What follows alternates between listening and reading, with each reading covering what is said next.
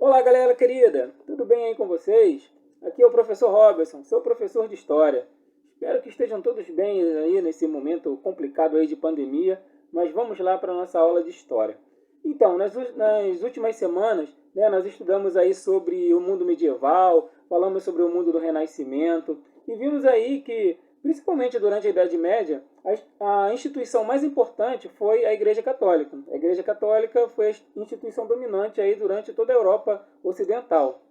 No Renascimento, vimos que algumas ideias elas passaram a ser valorizadas, né? Principalmente a ideia da cultura grego-romana, né? O mundo grego-romano, a filosofia, a estética, né? do mundo grego e do mundo romano, ela passou a ser revalorizada aí no mundo do Renascimento. E alguns valores passaram a ser questionados.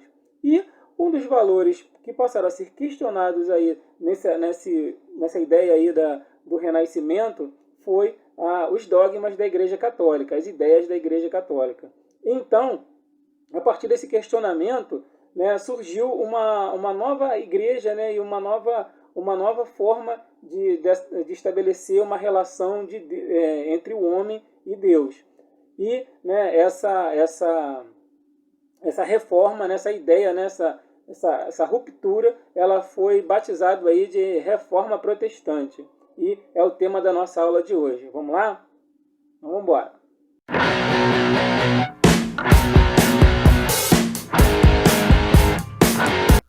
Então, galera, a Reforma Protestante. Ainda no século XIII, né, o Francisco de Assis e o Domingo de Gusmão, né, que depois se tornariam o São Francisco e o Santos Domingos, eles já pregavam, né, a mendicância, eles pregavam votos de pobreza, né, para se aproximar mais do divino, né, se aproximar mais dos passos de Jesus Cristo, né, de estar mais próximo de Deus.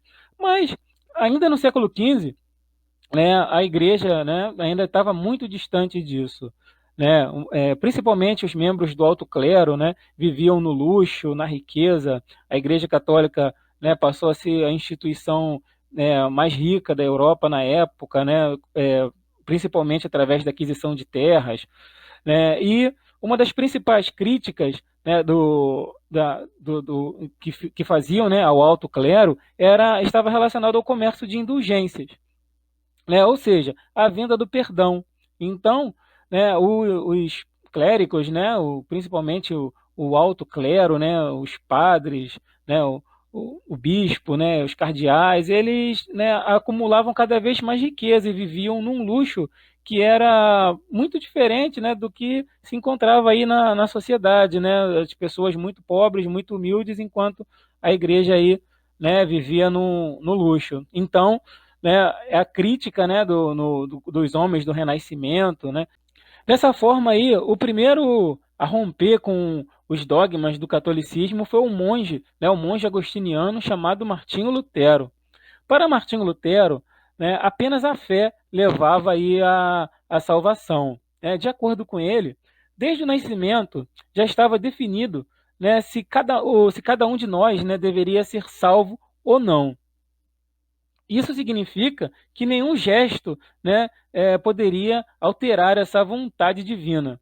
Então, isso significa que nós já nascemos, né, predestinados a ir ao céu ou ir para o inferno, né, e não importando o que nós fizéssemos aí na terra. Isso aí de acordo com as ideias do Lutero. Né? Lutero era um monge, né, da Igreja Católica, mas ele passou a criticar esse comércio de indulgências, e a partir dessa crítica ele vai colocar aí, vai fixar, né, na igreja lá de Wittenberg, né, o lugar onde ele exercia seu sacerdócio lá, ele ia, a partir dessas 95 teses, ele ia abertamente criticar aí esse comércio de indulgência, nessa prática da Igreja Católica na época. Isso significa que ele rejeitava totalmente o pensamento escolástico aí, né, no filosófico, principalmente de São Tomás de Aquino, que celebrava aí as boas ações, o conhecimento e o acesso, né, à informação, né, como caminho aí para a salvação, né, como caminho para chegar até ao paraíso. Além disso, ele sustentava que todos os homens, né, independentemente, né, de ser né, religioso ou não, ele deveria ter acesso aí às escrituras e deveria interpretar, né, as escrituras aí de acordo com o entendimento de cada um, né? Então, né, as sagradas escrituras, né, elas partiam aí de uma compreensão individual da palavra de Deus. Dessa forma, né, Lutero ele vai ser perseguido aí pela Igreja Católica, né, ele vai traduzir a Bíblia do latim para o alemão, né, escondido, né, e qual é o papel da burguesia e da nobreza, né, nesse processo aí? Como a Igreja Católica era a instituição mais importante, grande detentora de terras, né, e aí a nobreza e a burguesia elas estavam interessadas nessa revolução provocada por Lutero, porque eles estavam interessados nas terras da Igreja. Então eles acreditavam que se Lutero obtivesse êxito, né, com as suas ideias, né, ele conseguiria enfraquecer o poder da Igreja Católica, e enfraquecendo o poder da Igreja Católica, a burguesia, né, e a nobreza poderiam tomar as terras da igreja. E aí, né, outra teoria também é a teoria do João Calvino, né, ou o calvinismo. Ele nasceu lá na França, né, o calvinismo era francês, mas ele se fixou em Genebra, né, lá na Suíça. E a partir de lá, ele adotou aí o luteranismo, né, como religião, mas aos poucos ele começa a pregar, né, a partir da livre interpretação da Bíblia, uma nova forma, né, de se relacionar aí com o Deus, né, de se relacionar com o divino. A igreja calvinista, né, ela vai impor aí uma disciplina rígida, né, uma conduta rigorosa, tanto em público como na intimidade, né? Então, essas atitudes aí individuais, elas vão revelar o esforço de combater o mal, né, dentro e fora de si, né, e de agir aí conforme com suas convicções religiosas. A teoria do calvinismo, né, a teoria da predestinação divina, ela vai ser responsável aí por uma nova relação de ética no trabalho, né, muito bem representado aí no trabalho do Max Weber, né, chamado A Ética Protestante e o Espírito do Capitalismo. Calvino, né, ele vai dizer que o trabalho, né, ele representa o que? A capacidade que os homens tinham de administrar os bens de Deus na Terra. E o sucesso nessas atividades profissionais demonstrava, né, que, né, o homem era competente, né, o indivíduo, né, ele é competente para cuidar, né, da coisa divina, né, dos bens de Deus na Terra. Em outras palavras, significa dizer que a riqueza individual, o acúmulo de bens, assumia uma conotação de graça, né, divina. O que isso significa? Para Calvino, né, essa acumulação de bens significava que Deus estava prosperando. E se Deus estivesse prosperando para você, você conseguiria, né, alcançar aí o paraíso. Então, né, tanto Lutero como Calvino, eles acreditavam nessa teoria da predestinação, em que a fé ele poderia te levar, né, ao paraíso. Somente a fé e nada mais do que isso levaria o indivíduo ao paraíso. Mas o Calvino ele aponta que alguns indícios, né, como, né, riqueza, acúmulo de bens, né, seria um sinal de que Deus estava prosperando para você, né, esse Deus você estaria predestinado a ser levado ao paraíso aí, né, de acordo com as ideias do calvinismo, né, do João Calvino. Essas ideias, elas iam ao encontro, né, das ideias burguesas, né, da burguesia nascente na época.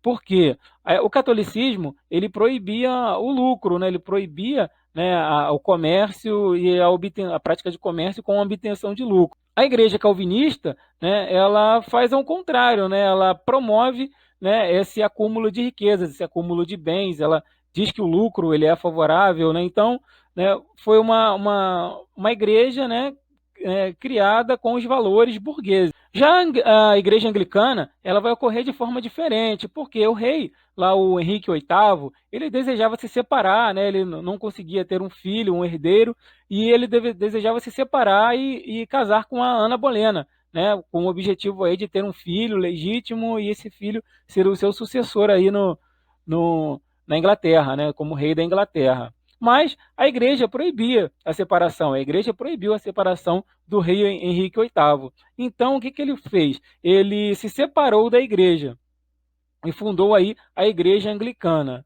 Os ritos da Igreja Anglicana são bem parecidos, né? Ou são muitas vezes são até iguais que os rituais da Igreja Católica, mas a diferença é que o líder, né, da Igreja Anglicana não é mais o Papa, e sim o próprio rei. Então, o rei ele acumula o cargo de líder político e também de líder religioso. E qual vai ser o papel da Igreja Católica frente aí ao avanço dessas ideias protestantes? Os padres, os bispos, né, eles se organizarão num concílio, né, uma reunião lá na região de Trento, lá na Itália, e será chamado de Concílio de Trento, ou também de Contra-Reforma, a reação da Igreja Católica à reforma protestante. E sairão da Contra-Reforma, né, três medidas principais para combater o avanço desse protestantismo. Em primeiro lugar, o restabelecimento do Tribunal do Santo Ofício, ou seja, o Tribunal da Inquisição, o tribunal responsável por condenar e julgar os hereges, né, heresia, aquela pessoa que era uma ideia contra as ideias da igreja. A criação da Companhia de Jesus, né, os jesuítas, então eles eram considerados os soldados aí da fé, eles tinham a missão de levar a fé católica para os povos que ainda não tinham religião, né, de acordo aí com as ideias da igreja da época, né? Então, em toda missão, né, toda caravela que saía de Portugal ou da Espanha, né, para conquistar novos territórios, sempre ia, né, um padre jesuíta, né, que tinha essa missão aí de encontrar novos povos, né, novos grupos que não tinham aí a Igreja Católica e não adotaram, né, não adotavam o catolicismo como religião oficial, então eles iam impor, né, essa igreja, o catolicismo, né, através da catequese. A criação de índice de livros proibidos, né, então os livros proibidos na época, principalmente as obras renascentistas, né, Galileu Galilei, Giordano Bruno, Voltaire, né, todos esses renascentistas, né, eles eram proibidos aí a leitura aos católicos, né? Então, esses livros poderiam ser pegos, né, e queimados na fogueira. Beleza, galera? Espero que tenham gostado da aula. Espero aí que tenham conseguido entender, né? Qualquer coisa aí me mandam uma mensagem, né? Um abraço e até a próxima. Valeu!